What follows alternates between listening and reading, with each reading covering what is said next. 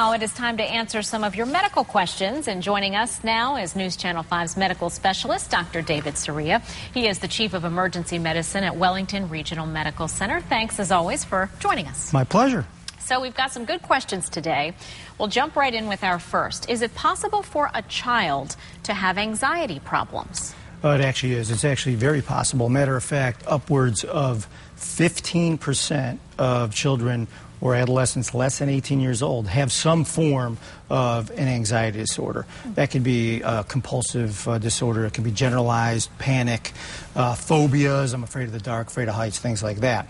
But 15%. So how do you know? Well, typically they don't come out and say, I'm afraid of the dark. You have to look for other signs because they're a little too young to be able to tell you those things. So sleeplessness, new habits like nail biting, moodiness, short temper, or even telling you about new physical complaints like headaches or stomach aches. If you see those in your child, then talk to your pediatrician, because the key is to make sure that they're not medical issues. Okay. Once those are ruled out, then they can have other recommendations that they can give you to help with your child's anxiety. Gotcha. Okay. All right, our second question now deals with a popular activity in Florida. This viewer would like to know, I'd like to scuba dive, but I have asthma. Will that cause problems if I go diving? It can, and traditionally we as physicians always restricted asthmatics from diving. Well, over the past several years we've loosened those restrictions, and there are criteria that we use to allow mild asthmatics to dive. But the number one reason why we're concerned is because with asthmatics they have narrowing of their lung tubes. The air that escapes from the lungs takes a little bit longer because they're constricted, whether by spasm or inflammation. Well, as you may or may not know, when you're ascending during a dive, that air needs to escape. And it escapes in a rapid fashion, depending upon how quickly you rise. In asthmatics, that air can trap. That trapped air can be released into the bloodstream, and that can cause gas emboli, which can cause significant decompression illness or even death. So be smart about it. If you have asthma, tell your doctor, be smart, know the risks, and take the necessary precautions and have fun. All right. Be careful with that. All right.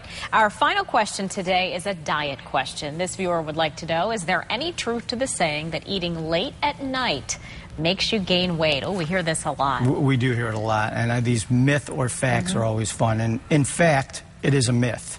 Believe it or not, if you eat the same amount of calories throughout the day, whether you eat at 6 p.m. or at midnight, you're not going to gain weight. Doesn't matter. It doesn't matter. The problem comes in what surrounds you eating late at night. Several things occur. This phenomenon is actually well known. What happens is if you postpone dinner, say till later at night, you're going to tend to eat a larger portion. So your caloric intake is going to be higher. You're hungrier then. You bet. Second thing is people that eat late at night, many times it's an additional snack, so it's extra calories for the day. And also what's very important is that at night you want to eat real quick. What's open? Fast food. So the quality of food that you eat late at night tends to deteriorate, and you eat higher carb, higher fatty foods. So calories in, calories out. You bet.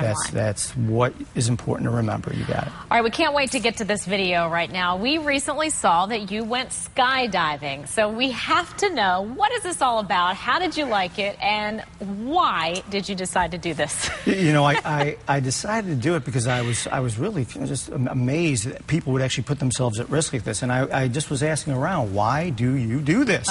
And I was just I wanted to find out what causes people to thrill seek, and now I know it is a rush.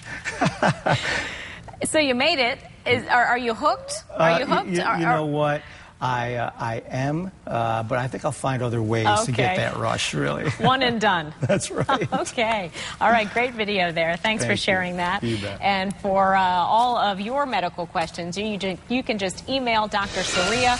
You can do that by just going to our web channel, WPTV.com. When you get there, click on the News tab and then the Health section, and scroll down there, and right on the right-hand side, you'll see a form to write him your question. Thanks.